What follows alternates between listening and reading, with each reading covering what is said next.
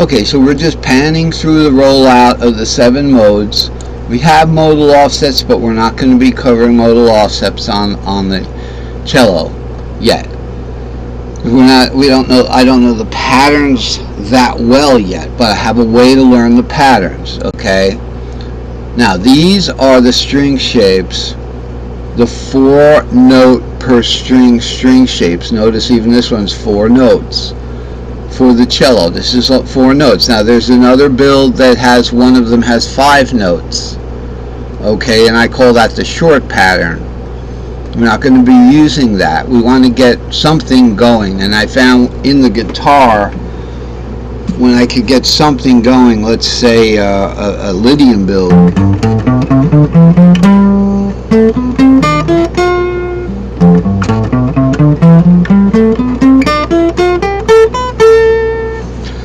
you know, that's play away. Obviously you could do a Lydian build like,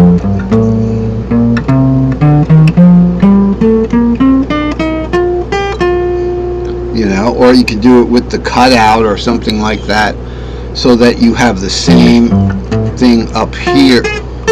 So you'd go,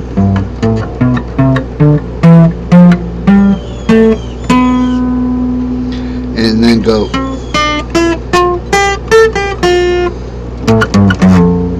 okay, and that string that came before the top is the 5th string shape, 5, 5, 6, 7. You don't get that with play away, because let's do root 2, 3, 4, 5, 6, 7, root 2, 3, 4, 5, 6, 7, root 2, 3, 4. Here's 5, 6, 7. You don't get that with play away. There's always a missing string shape. But when you do the cutout,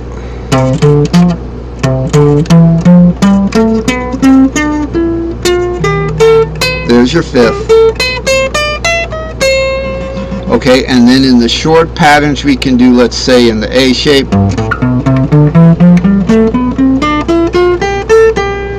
okay, so you can just, you know, you can play it differently. The choice is yours. The play away patterns play away from the fret nut, but on this guy over here, it takes you drastically towards the fret nut. Not drastically, it driftively. So these are the base modal 4-string shapes on the cello, but I have a way to do this, and of course each one of them represents the bass string of this cage. So I could have put the word cage here. Okay, so here's modal cage. The cage mode is more accurate. Now, what I've done is I've taken these 4-string shapes, and I realized, how am I going to do this? It comes from the guitar. Well, let's say we're doing pentatonic, and I'm going root 2, 3, root 2, 3, 5, 6, root 2, and I realized this root 2, 3 was just a walkover bridge to the D short pentatonic.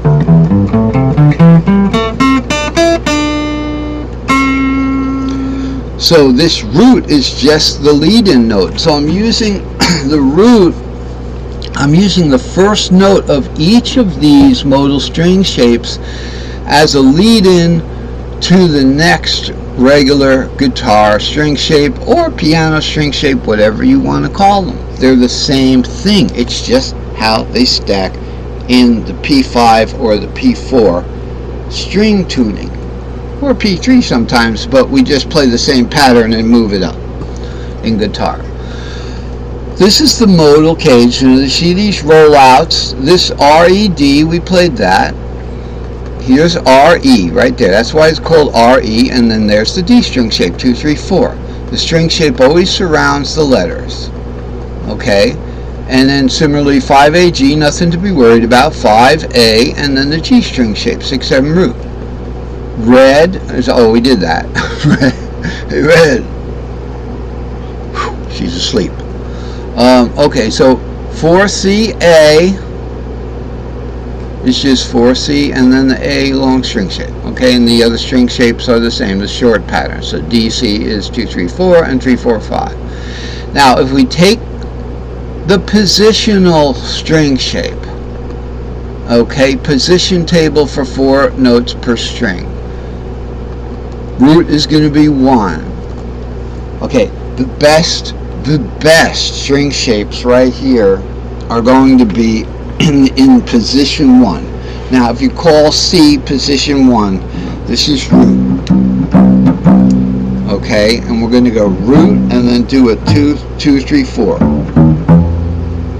So what we're going up in this particular way, we're going to go root 2, 3, 4, then we're going to go 5, 6, 7 root, then we're going to go 2, 3, 4, 5, then we're going to go 6, 7 root 2, and what do we have when we put that together? Over here we have, on this side, these are open strings right here, we have 2, 3, 4, 6, 7 root, 3, 4, 5, 7 root 2, which is a mirror image of the guitar's S4E. So it's going to be like this.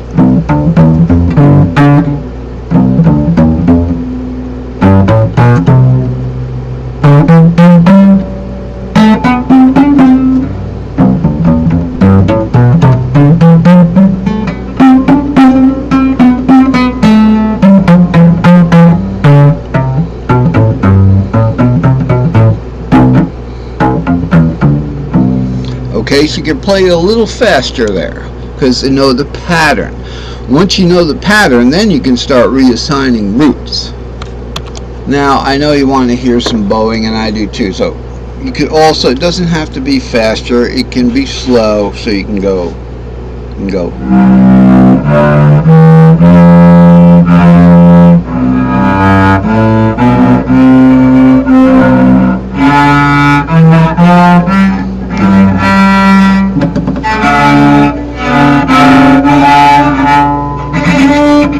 I got to get over that string.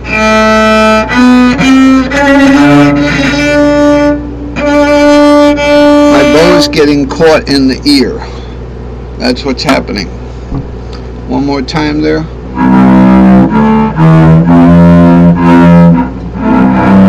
Now you really got to find that string. Find that string.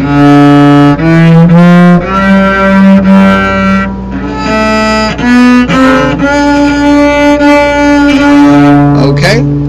Yay. It really sounds cool when you get that, when you hit 2 strings anyway, doesn't it? Now let's talk about the next position. Let's talk about this particular diagram here. So these are the positions. Remember, the 4-note string shapes are start to finish, root 2, 3, 4, 5, 6, 7 root. Always goes up to that. So here's root to root, here's 5 to 5, here's 2 to 2. Okay, that kind of thing. We're going to have that, you know, of course, that the other one's kind of imaginary. So cello nut right here, these are all your cello notes right here. I counted them. So this would be the end of the fingerboard. This 5, where's that 5? Is right here. This is that 5 at the end of the fingerboard. Okay, so your top notes are G, D there, A, and E. Okay, it's not C, G, D, and A. It's G, D, A, and E. Way up here, way up here. I don't know if we can play it, but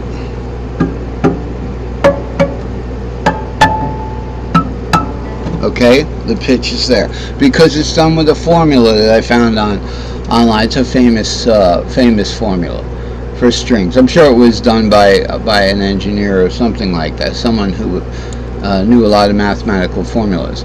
And it's just a little scale factor like 0.93, but I'm guessing, so that the length of this string, when you press here on the first note, the length of the remaining string from finger to the bridge is like 0.93 of this distance, and you just keep applying that formula. And I did that with the Excel file and got some answers. But when you have action, you're stretching the note a little bit. So